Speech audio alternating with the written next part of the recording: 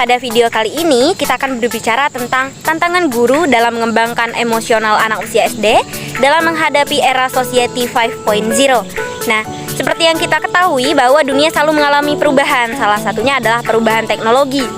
Perubahan teknologi informasi dan komunikasi yang cepat juga berdampak pada perubahan bagi masyarakat dan industri pula. Nah, salah satunya adalah transformasi digital.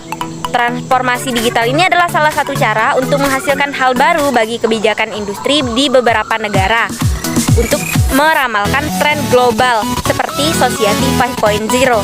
Nah, itu ditampilkan sebagai konsep inti dalam Rencana Dasar Sains dan Teknologi kelima yang diadopsi oleh Kabinet Jepang pada Januari 2016. Ini adalah salah satu strategi pembangunan di Jepang. Titik masyarakat era 5.0 merupakan sebagian inti dari strategi investasi untuk masa depan. Nah, perkembangan emosi anak merupakan hal yang penting untuk diselenggarakan.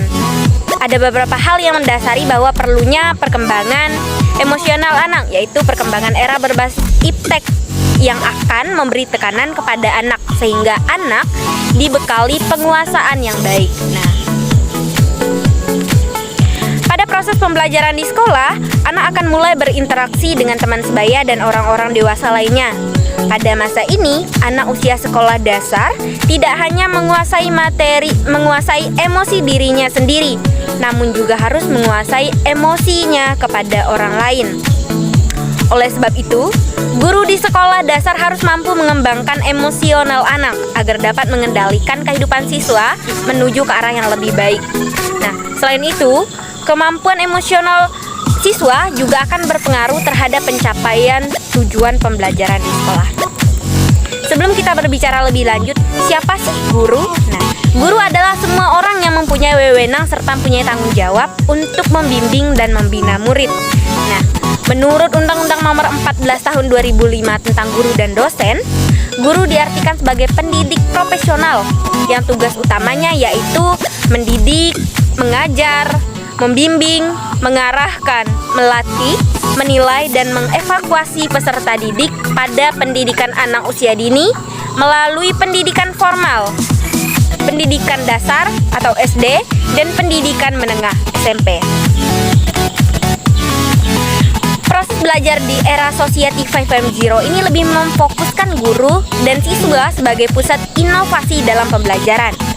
Guru dan siswa dilibatkan langsung dalam proses pembelajaran. Guru bertanggung jawab penuh untuk mengajar dan mendidik agar kondisi siswa tetap semangat dalam belajar dan mampu beradaptasi dengan lingkungannya. Guru harus menerapkan pembelajaran yang menyenangkan agar siswa tidak merasa bosan dalam mengikuti pembelajaran dan mereka dapat mengikuti pembelajaran dengan antusias dan pembelajaran yang akan dilaksanakan lebih berkesan. Nah, hal itu demi mewujudkan pembelajaran yang menyenangkan. Oleh karena itu, guru harus kompeten. Nah, di sini kita akan juga berbicara tentang tahap perkembangan emosi. Nah, anak merupakan salah satu anugerah Tuhan yang seharusnya kita jaga dan kita rawat sebaik mungkin. Nah, di anak juga merupakan masa keemasan di mana seluruh aspek perkembangan seorang anak yaitu dilalui pada masa kanak-kanak hingga dewasa. Nah, masa anak-anak ini adalah masa di mana seseorang berkembang dengan cepat. Di antara tahap dan usia yang dilalui seseorang, masa kanak-kanak adalah waktu yang paling potensial untuk proses pembelajaran. Hal ini dikarenakan otak pada usia itu mencapai hampir 80%. Nah, salah satu aspek perkembangan pesat pada usia dini adalah perkembangan emosional. Menurut Surya, emosi adalah suatu kondisi kompleks yang dapat berupa getaran jiwa atau perasaan yang dapat ditandai dengan perubahan biologis yang muncul dan disertai terjadinya suatu perilaku. Dan secara khusus perubahan emosi berakibat pada perilaku tertentu. Nah, kemudian menurut Suryai dan Yuliadi dalam Dewi dan kawan-kawan tahun 2020, usia sekolah dasar adalah anak yang berusia sekitar 6-12 tahun. Yang mana pada usia sekolah tersebut memiliki perkembangan emosi yang berbeda, yaitu sebagai berikut. Yang pertama, anak usia 5-6 tahun sudah mengenal dan mengetahui peraturan yang berlaku. Nah, anak sudah mulai mengetahui konsep adil dan rahasia. Ini merupakan bentuk keterampilan pada anak untuk menyembuhkan informasi atau mendapatkan informasi. Pada usia 7-8 tahun, anak sudah mengerti akan rasa malu dan bangga terhadap sesuatu. Anak dapat mengungkapkan emosi yang dapat dirasakan, sehingga semakin bertambahnya usia anak, semakin anak dapat memahami perasaan orang lain. Pada usia 9 sampai dengan 10 tahun, anak sudah dapat menyembunyikan dan mengungkapkan emosinya dan sudah dapat respon emosi orang lain. Anak juga sudah bisa mengontrol emosi negatifnya. Anak juga mengetahui apa saja yang membuat dirinya sedih, takut, kecewa, dan marah, sehingga anak mampu beradaptasi dengan emosinya. Pada usia 11 sampai 12 tahun, anak sudah mengetahui tentang baik buruknya, nilai-nilai, norma-norma yang berlaku pada masyarakat, serta adanya perkembangan yang meningkat tidak sekaku saat di usia kanak-kanak awal. Anak-anak sudah mengetahui bahwa adanya perubahan pada nilai, norma-norma, dan perilaku anak. Nah, serta pada usia tersebut perilaku anak sudah semakin beragam. Nah, berdasarkan ringkasan di atas di mana pengertian guru, kemudian tahap-tahap perkembangan emosi ini, nah disitulah munculnya tantangan guru dalam mengembangkan emosional anak usia SD dalam menghadapi era Society 5.0. Di mana kita berbicara dulu tentang Society 5.0. Society 5.0 adalah kondisi masyarakat yang lebih menekankan pada upaya penempatan manusia sebagai pusat informasi. Nah, pemanfaatan teknologi informasi dalam pembelajaran sangat penting untuk menjadi acuan dalam meningkatkan hasil belajar dan output yang lebih baik.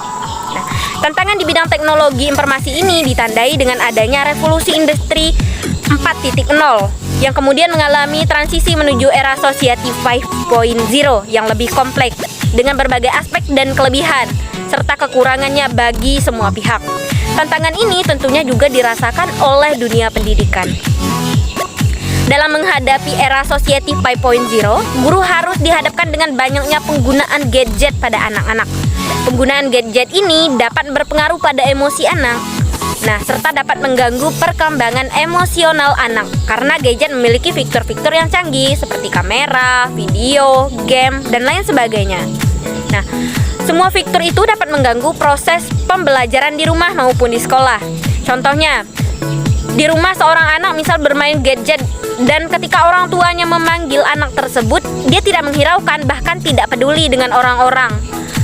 Dan bahkan tidak peduli dengan orang yang memanggilnya atau orang tuanya yang memanggilnya. Begitu pula dengan orang-orang yang misalnya berada di sekitarnya dan memanggilnya ketika ia sedang bermain gadget, tentu saja tidak dipedulikan.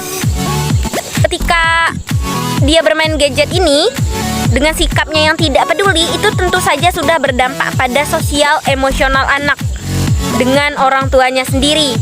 Nah, selain itu banyak menghabiskan waktunya dengan bermain gadget daripada dengan anak usia sebayanya. Hal itu dapat merusak sistem otak anak dan berdampak pada emosional. Nah, itulah beberapa tantangan yang akan dihadapi guru dalam mengembangkan emosional anak dalam menghadapi era Society 5.0. Sekian pembahasan dari saya. Semoga penjelasan yang saya berikan bisa bermanfaat bagi kita semua. Sampai jumpa di video selanjutnya. Terima kasih.